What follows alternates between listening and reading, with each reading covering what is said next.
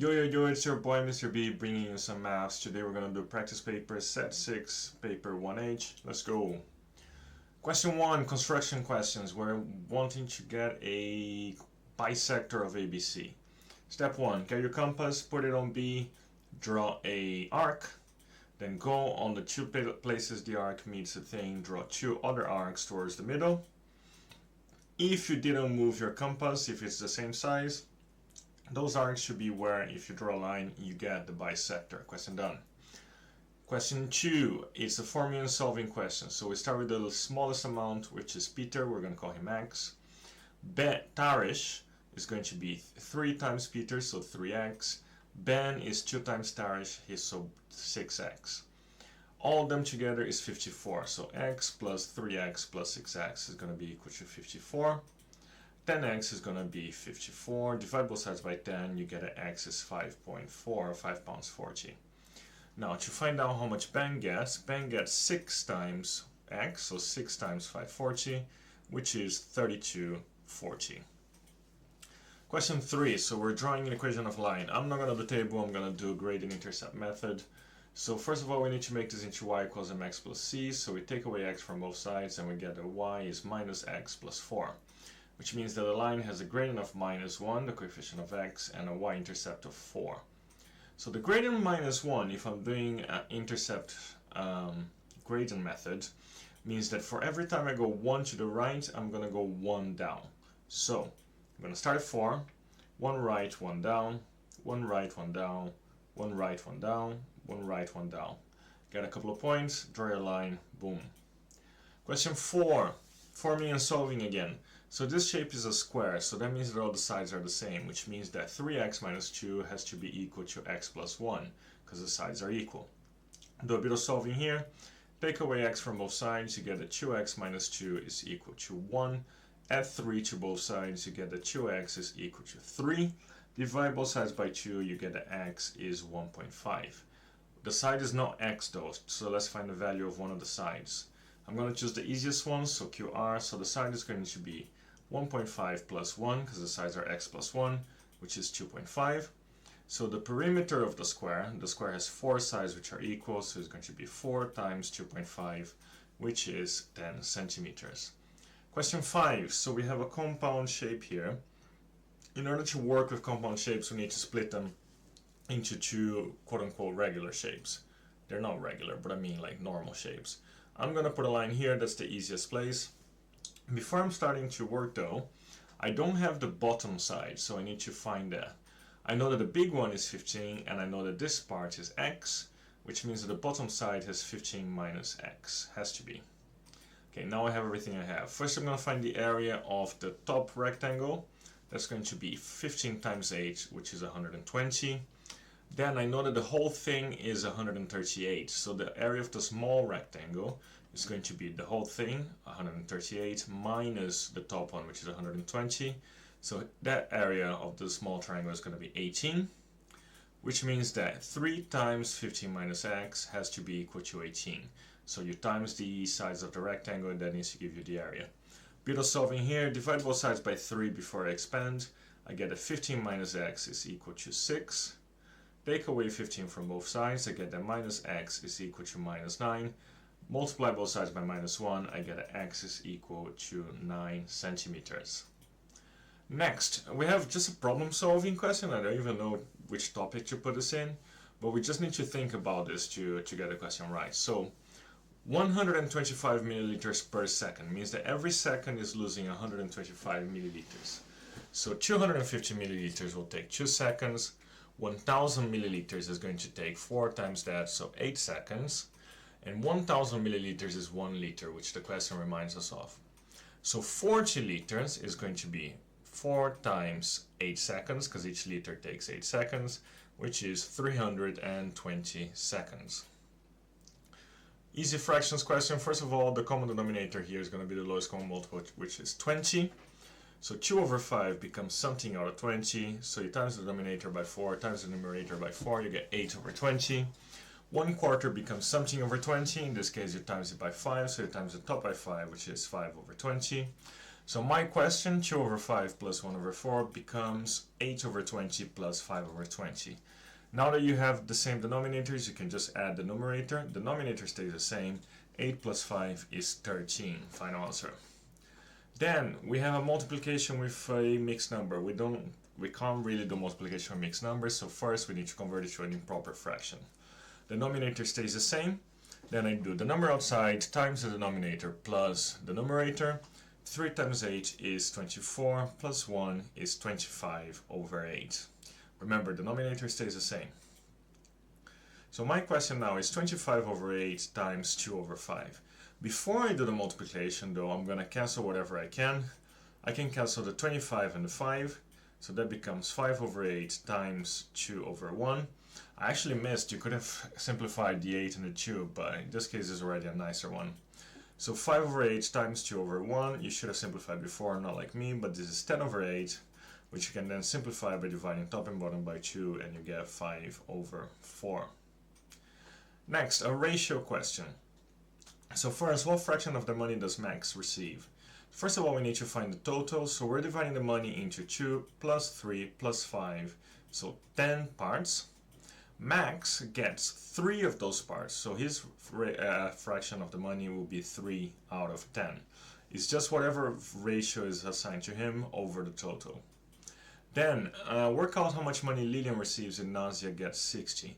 So Nazia receives 60 pounds, but she also gets 5 parts of the ratio, which means that 5 parts of the ratio is 60. If 5 parts of the ratio is 60, that means that 1 part of the ratio has to be equal to 12. Now, Lillian receives 2 parts in the division, so Lillian receives 2 times 12, because each one of the parts is 12, which is 24. Next, solving equations. Free mark if this actually shows up. First, we need to get the y's together, add 4y to both sides, you get that 11 is equal to 10y minus 3. Then add 3 to both sides to isolate the y, you get that 14 is equal to 10y. Divide both sides by 10, you get that 1.4 is equal to y. Solve, so now we have a quadratic. We're looking for 2 numbers that add to give you minus 3 times to give you minus 40. Do the factors if you need to, but the numbers are minus 8 and 5. Open your brackets with x, do minus 8 plus 5. Do it in order of size is usually a good thing to do. Make each bracket equal 0, so you get x minus 8 is 0. Add 8 to both sides, you get that x is 8. X plus 5 is 0. Take away 5 from both sides, you get that x is equal to minus 5. So final answer is x equals 8, x equals minus 5. Next, a probability question. So we want the probability of 1 green and 1 black. So first we list the scenarios. I can get 1 green, 1 black, getting black green, then green black. Probability of each one. Probability of black green is going to be 6 over 11 times 2 over 10, which is 12 over 110. Probability of green black is going to be 2 over 11 times 6 over 10, which is 12 over 110. So probability of at least 1 black and 1 green is going to be 12 over 110 plus 12 over 110, which is 24 over 110. Question 11. More like a reasoning here, or forming and solving with angles, whatever you want to call it.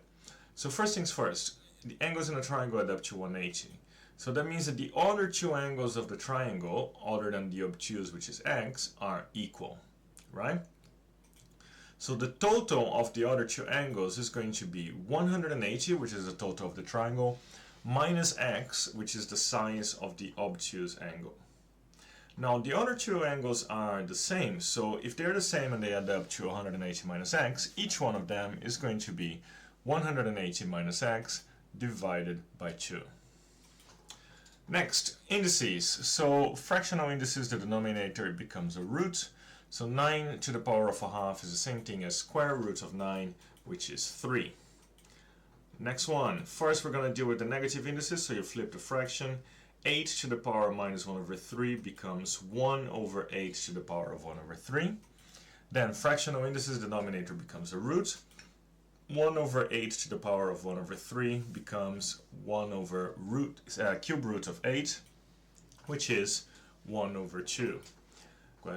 Next one, 2 to the power of k is 16, work out the value of k. So 2 to the power 2 is 4, 2 to the power 3 is 8, 2 to the power 4 is 16. So if 2 to the power of k is 16, that means that k has to be equal to 4. Right, last question is a change of base question, last question for question 12. So we need to change so that all the terms have the same base. In this case, it's going to be base 2. So 8 is the same thing as 2 cubed. So 8 to the power of 5 is going to be the same thing as 2 cubed to the power of 5. When you have power of a power, you multiply the indices. That is the same thing as 2 to the power of 15. So I can rewrite the question, 8 to the 5 is equal to 2 to the power of 2n plus 3, as 2 to the 15 is equal to 2 to the power of 2n plus 3. All I did is instead of 8, I wrote down 2 to the 15. Sorry, instead of 8 to the 5, I wrote 2 to the 15. Then, if I have a situation where I have two of the same base to elevated to a power, I can just make the powers equal to each other. So I have 15 equals 2m plus 3. Do a bit of solving here, take away 3 from both sides, I get a 12 is equal to 2m. Divide both sides by 2, I get that m is equal to 6. Question 13, a box plot question. Alright, there's a bunch of stuff to do here. First on the box plot, which is the boys. So, the median here, I just checked the middle line is 115. The interquartile range, I just checked the extremities of the box, so it's going to be 120 minus 103, which is 17. So I got the data that I need from the box plot. Now from the other set of data. First, the lower quartile is going to be, the position of the lower quartile is going to be 90 plus 1 divided by 4 using the formula, which in this case is the fifth. I go to my data and I check that the fifth term is 108. The upper quartile is always, the position is 3 times the position of the lower quartile, so in this case it's going to be the 15th. I go on my data and I check that the 15th term is 117. The interquartile range is 117 minus 108, which will give you 9. Then I need to find the median to compare. The median is going to be using the formula n plus 1 divided by 2. 19 plus 1 divided by 2, so the 10th term. I go and I look at the 10th term, and the 10th term in this data set is 112. Now I can just write a sentence comparing. So the girls are faster on average than the boys, a median of 115 versus 112. But the boys' terms are more spread out than the girls, an interquartile range of 17 against 9. Question 14, standard form questions. So, 10 to the 5 means that I'm going to move the decimal place 5 times to the right. So I start with 8.2, and I'm going to move it 1, 2, 3, 4, 5 times to the right. The decimal place ends up there, I fill the rest with zeros. So my final answer is going to be 8.2 to the 10 to the 5 is equal to 8, 2, and then 4 zeros. Then write it in standard form. So I take my number first. I'm going to move the decimal place until I go past the first non-zero term. So I'm going to do 1, 2, 3, 4 times. Then I pass 3, which is a non-zero term, and I stop. The decimal place ends up there, so the answer is 3.76.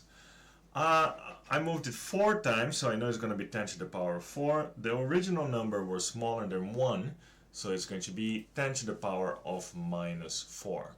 Just remember, if the original number is really small, it's negative, the power will be negative. If it's really big, the power will be positive. Question C, so dividing in standard form non-calc. Do numbers and powers of 10 separately. So 2 over 3 over 4.6, they're never going to do something insanely difficult here. It's always going to be like something that you can times by 3 or times by 2 or anything like that. Here we can see that 4.6 is double 2.3, so the answer to this is 0.5. Then 10 to the 12 over 10 to the 3.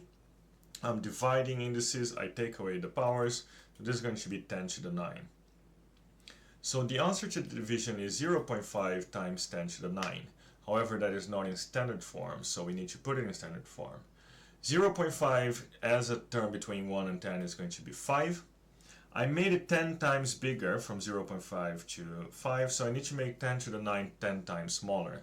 To make it 10 times smaller, I reduce the index by 1, so that becomes 10 to the power of 8. Question 15, a vector question.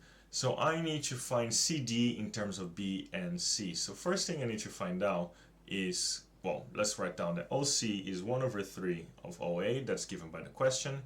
that means that OA is 3 times OC. Since OC is equal to C, that means that OA is going to be equal to 3C. So I can put that on my diagram. Then the question AB is going to be AO plus OB plus, that's it. Which in our case is going to be minus 3C plus B. So I found AB, I'm going to put that on my diagram as well. I should have found BA, but it doesn't really matter. Then I can finally find CD. To find CD, I'm going to go CO, OB, BD. CO is C, minus C, because we're going backwards on the direction of the arrow. OB is plus B. Then BD is going to be 1/4 of, I'm going in the opposite direction, so I need to flip the signs. So 1/4 of minus B plus 3C. I expand the bracket here and I get the minus 1/4 B plus 3/4 C. Collect like terms, plus B minus 1/4 B is going to be 3/4 B, minus C plus 3/4 C is going to be minus 1/4 C. Final answer. 16. A probability question, but an annoying one that doesn't show up that much. It's just trying to check if you understand things conceptually. So, okay. Probability of A with that dash means the probability of not A. So probability of not A is going to be 1 minus the probability of A, because it either happens or it doesn't. So in this case it's going to be 1 minus 0.3, which is 0.7. Then probability of AUB. Now AUB means the probability of A or B or both. So probability of any of those things happening no matter what. So if they're mutually exclusive, with the question told us they are, that means that they cannot happen at the same time. So the probability of A or B happening is going to be the probability of A plus the probability of B, which in this case is 0.3 plus 0.5, which gives you 0.8. And finally, this very complicated looking, but it's actually not that complicated, it's just a bit annoying. So probability of A, that symbol, intersection is the name of the symbol B, it means that the probability of A and B happening at the same time. If two events are independent, what it means is that one happening doesn't affect the other. So the one happening doesn't affect the probability of the other.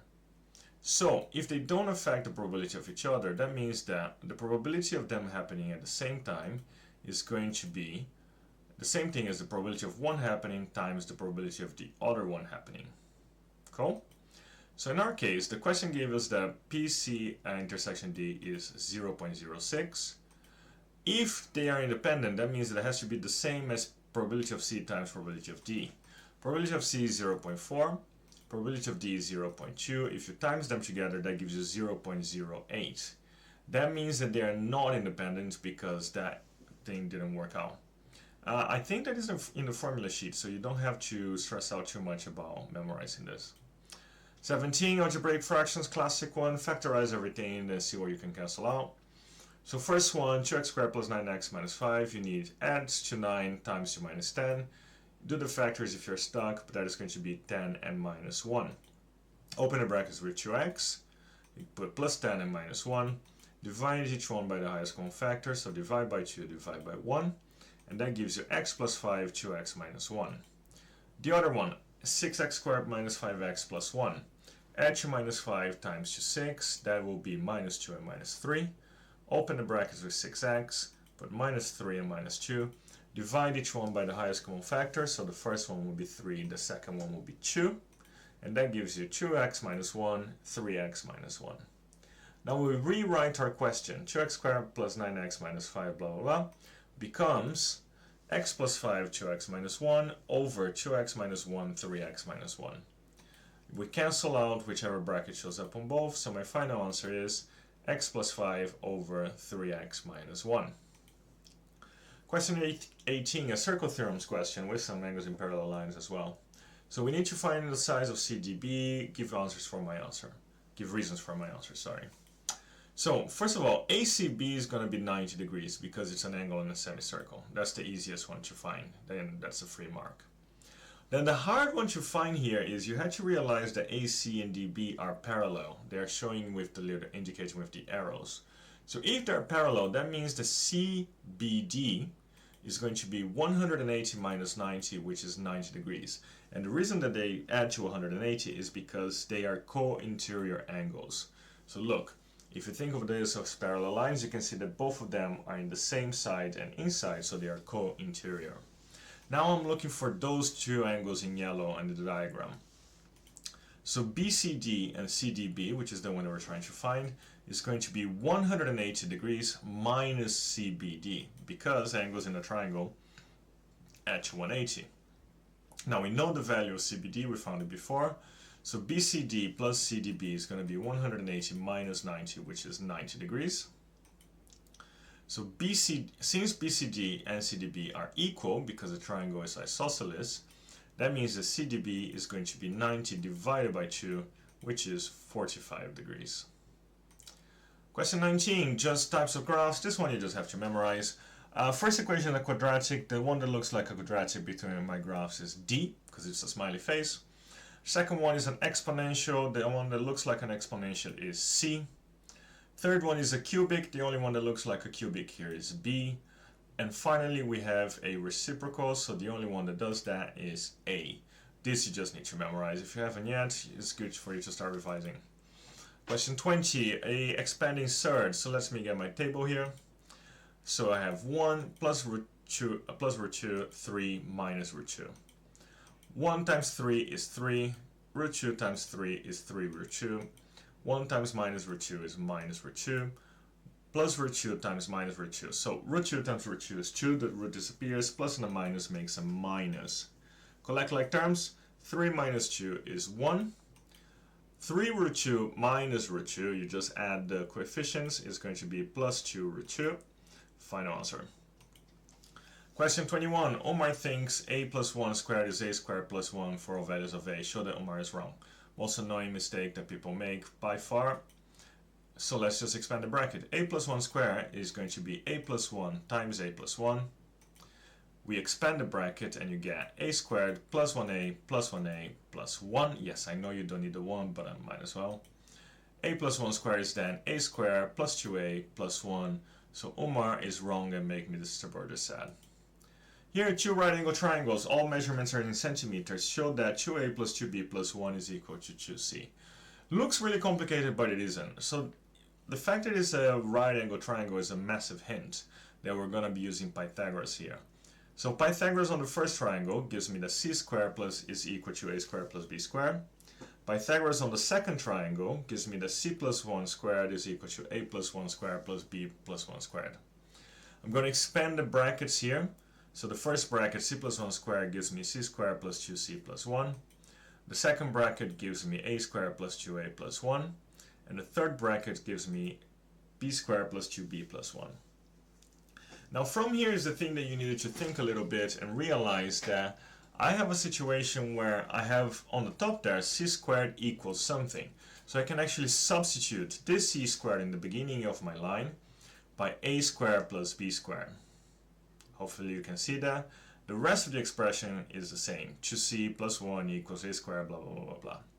Now I'm going to do solving here, but I'm going to do it differently. If there is a term on both sides of the equal sign, I know that if I take away from both sides, it's going to get eliminated. So I'm just going to cross out whatever shows up on both sides of the equation.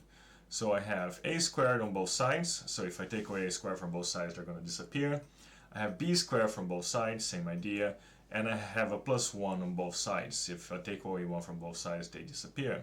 So what do I end up with? I end up with 2c is equal to 2a plus 2b plus 1, which is what the question wanted us to demonstrate. Now, a, b, and c cannot all be integers. Explain why. Okay, so this required a little bit of thinking, but let us look at it. 2c is equal to 2a plus 2b plus 1. If they were all integers, a, b, and c, that means they will all be even because you are timesing them by 2, correct? You're timesing all of them by 2, so if they were integers, a, b, and c, they had to be even. However, on the other side there, you have 2a plus 2b plus 1 would be odd because 2a is even, 2b is even. If you add 1 to that, you're going to get an odd number. So 2c would have to be odd and even at the same time, which cannot happen, so they cannot all be integers. Right, all done. Hope you did well. See you next time.